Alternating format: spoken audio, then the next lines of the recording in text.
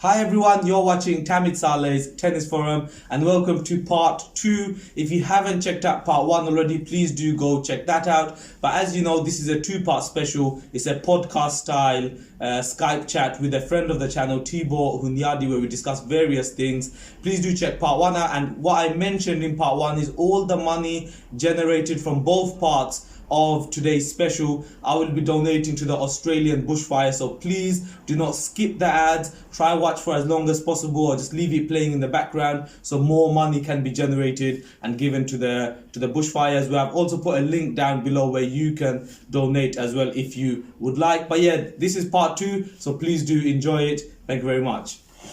Tibor, if it's okay with you, let's move on to the next topic, which Yes, was please. talking about the potential of the Australian Open being cancelled.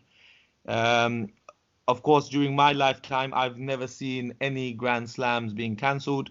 So was a bit of a shock to hear. But, I've seen a lot of reports calling for the Australian Open to be cancelled or potentially moved back or like into February or March or whatever.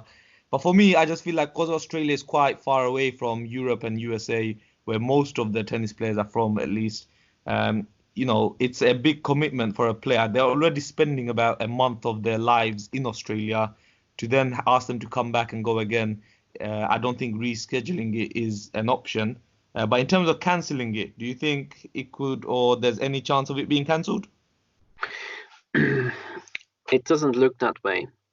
There are some particular things. I'm not the scientist. I'm just reading the articles. But the way I understand it, there are some particular measurements of air quality, and the bar for it to be too bad is about, the measurement is 200, and if it doesn't go above 200, then they're good to go and they're good to play.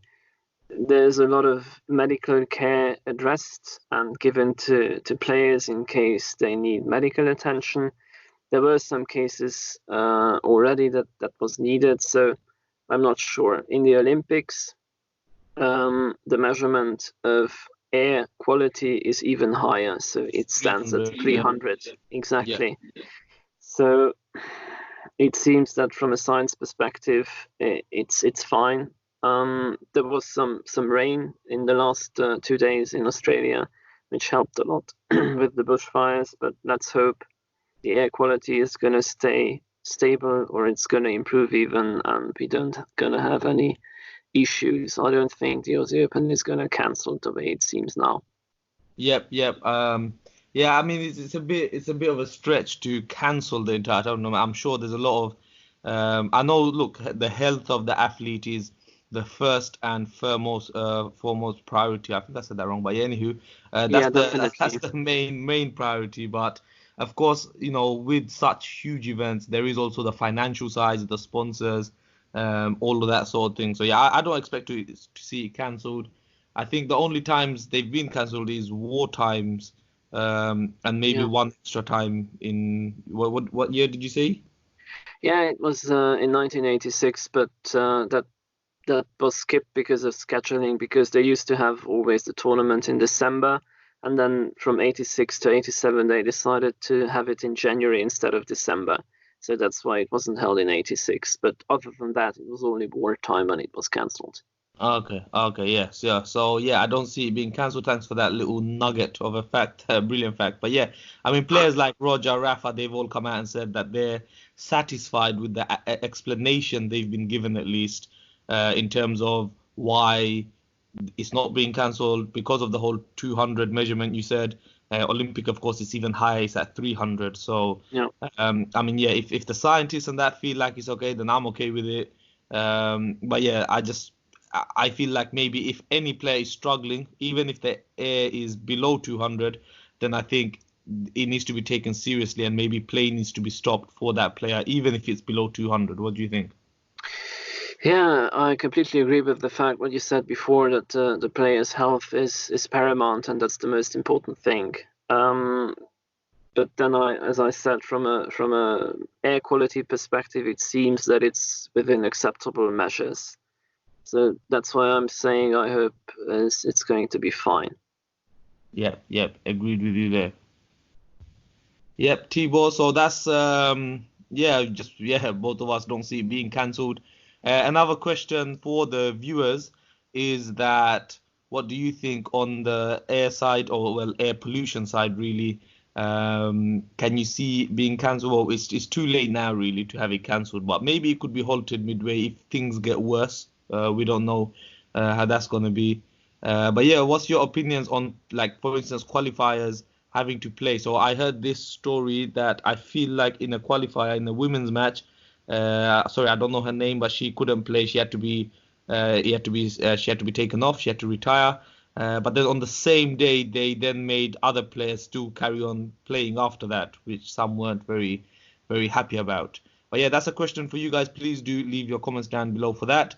And finally, Tibor, it's been honestly a pleasure to have you. I'm sure the viewers can appreciate your tennis knowledge, your very grounded arguments for each point you have made. So thank you very much for spending your time to come on the channel. As I have said before already, please do go check Tibor's channel out. I'll be putting a link in the description. Go subscribe to him. He's a new tennis YouTuber, and of course, big passion. And from my side at least, it's whenever someone else wants to get into this whole YouTube tennis scene, it's not really competition, but for me, it's the more the merrier, because you can always learn something from someone else as well, and it's really great to have other people doing it as well.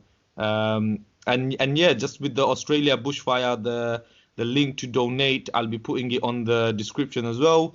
In terms of, I know on YouTube you can make fundraisers on videos. I'll be fiddling around seeing if I can add that. If so, I will also add that.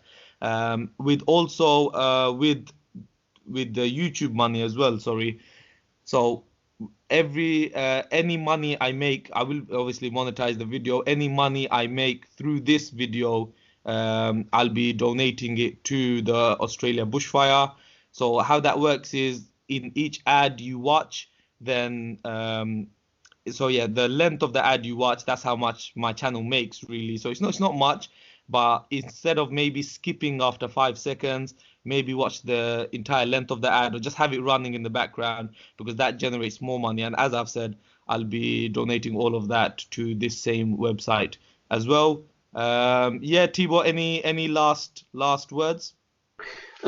Yeah, Tommy, thanks a lot for having me on the show. Very nice closing words. I love the initiative with the support for the bushfire relief, and I completely support it as well.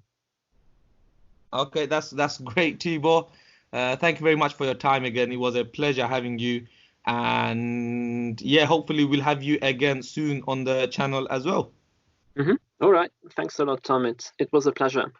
Okay, thank you very much. I'm just going to end it here as well, the video, sorry.